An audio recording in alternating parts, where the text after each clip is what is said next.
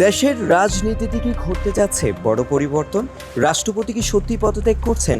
কেন এখনো পদত্যাগপত্রে স্বাক্ষর করেননি? আর স্পিকার দেশে ফিরলেই কি ঘটতে পারে দীর্ঘ 3 বছরের বাংলাদেশের রাষ্ট্রপতি হিসেবে দায়িত্ব পালনের সমাপ্তি?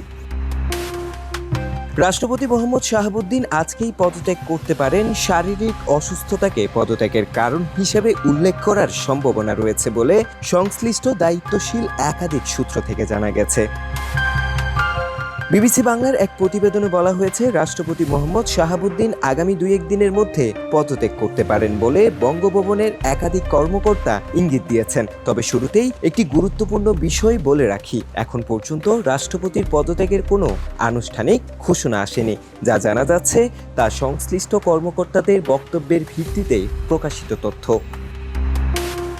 স্পিকার হাফিজউদ্দিন আহমেদ চিকিৎসা শেষে থাইল্যান্ড থেকে সফর সংক্ষিপ্ত করে দেশে ফিরছেন কোনো বিতর্ক এড়াতে এবং রাষ্ট্রপতির পদ শূন্য না রেখে সাংবিধানিক ধারাবাহিকতা রক্ষা করতে তার ফেরার পরই এই পদত্যাগের আনুষ্ঠানিকতা সম্পূর্ণ হওয়ার কথা রয়েছে।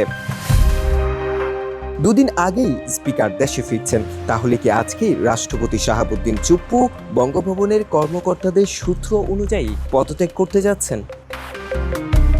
Farhad Hossain, the news, Dhaka.